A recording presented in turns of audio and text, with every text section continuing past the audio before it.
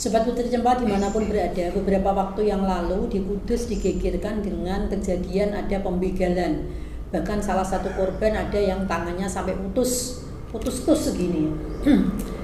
Fenomena ini memprihatinkan kita semua dan juga membuat kecemasan dan kekhawatiran masyarakat secara umum.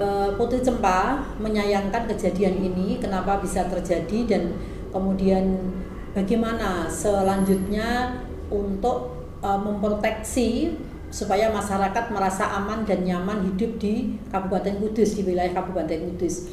Saya ingin menyoroti dulu pada saat saya masih kecil, sampai malam masjid itu masih ramai, banyak anak-anak untuk tidur di masjid, tidur di musola. Kemudian juga banyak sekali aparat-aparat keamanan baik dari TNI maupun Polri yang selalu keliling ke desa-desa, tempat-tempat yang rawan kriminal. Itu mereka berpatroli, memonitor masyarakat untuk menjaga kondusivitas dan keamanan. Mohon untuk itu dilakukan kembali. Pemerintah daerah mestinya menggerakkan, membuat aturan untuk masjid atau musola bisa ramai sepanjang maghrib sampai isya. Itu anak-anak diminta untuk tetap ngaji di masjid musola, kemudian juga anak-anak muda, Karang Taruna dan mungkin Satpol PP untuk bisa menggalakkan monitor-monitor ke daerah-daerah yang rawan kriminal tersebut. Kemudian kami menyayangkan sekali ketika kondisi ini tidak disikapi secara cepat oleh generasi muda kita. Kita juga tidak bisa mengandalkan dari sisi aparat keamanan, tetapi juga harus dimulai dari diri kita sendiri. Marilah anak-anak muda, kita bebas untuk mengekspresikan diri, kita bebas mengaktualisasikan diri, kita bebas menikmati hiburan dan sebagainya, tetapi tentu ada batasan-batasan yang harus kita taati, karena ini bentuk konsekuensi kita sebagai masyarakat yang taat dan peduli kepada aturan-aturan bangsa dan negara. Selayaknya anak-anak muda pergi dari rumah pamit yang baik kepada orang tua, dan kemudian usahakan ada temannya, dan yang ketiga hindari minuman keras. Kadangkala mereka melihat bahwa minuman keras itu adalah sebuah eksistensi diri supaya diakui sebagai anak muda, kan begitu. Padahal mestinya semua bisa diantisipasi. Bagaimana memang kalau memang kalian masih senang minum, itu jangan sampai mabuk, jangan sampai teler, sehingga tidak merugikan orang lain. Dan kemudian ketika kalian mabuk atau teler, kalian jangan pergi, tetapi tidur di rumah untuk menetralkan dan menormalkan diri, sehingga kejadian-kejadian seperti pembegalan dan tindakan-tindakan kriminal ini tidak terjadi. Kudus kota santri, seharusnya sebagai kota santri, budaya-budaya agamis, budaya-budaya yang selalu menjunjung tinggi tradisi, menjunjung tinggi nilai-nilai agama itu digelurakan oleh seluruh lapisan masyarakat. Tetapi kita tidak menafikan bahwa memang sebagian masyarakat setelah era pandemi ini rindu untuk hiburan-hiburan, rindu untuk kegiatan-kegiatan sosial kemasyarakatan. Untuk itu, teman-teman yang memang ada aktivitas di malam hari, tolong waspada, hati-hati di perjalanan, dan mohon aparat keamanan bisa selalu untuk berpatroli, mengamankan lingkungan supaya kejadian ini tidak terulang.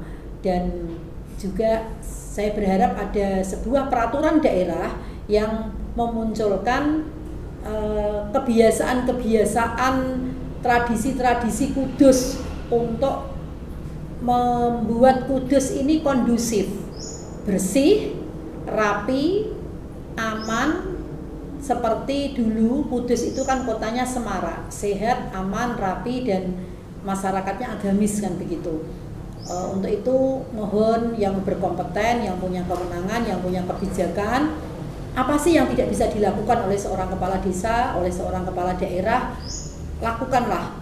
Mumpung panjenengan semua punya kebijakan, punya tangan yang berkuasa untuk mengatur dan mengkondisikan masyarakat sebaik mungkin. Dan sudah seharusnya di ruang-ruang publik supaya kegiatan-kegiatan masyarakat itu termonitor dengan baik, tidak ada tindakan mesum, tidak ada tindakan kriminal, dan semua bisa diantisipasi. Sudah seharusnya Kudus memasang server online yang semua bisa dimonitor oleh Polres, dimonitor oleh Satpol PP, oleh Kominfo Kabupaten Kudus, sehingga semua terawasi, semua terdeteksi. Ini sudah seharusnya Kudus mempunyai ruang-ruang publik yang sudah online kemana-mana, sehingga tidak ada kesempatan bagi masyarakat berbuat semaunya atau semena-mena, karena semua merasa sudah terawasi dan terdeteksi. Itu harapan dari kami, dan ini memang bisa dilakukan oleh para pemangku kebijakan, para pejabat, para penguasa. Masyarakat akan baik apabila pemimpinnya memberikan pelayanan teladan yang baik. Masyarakat akan semaunya apabila memang aturan tidak ditegakkan. Untuk itu kami berharap kejadian-kejadian pembegalan dan sebagainya ini adalah warning atau peringatan bagi kita bahwa kita mari menjalankan tupoksinya secara amanah, secara maksimal.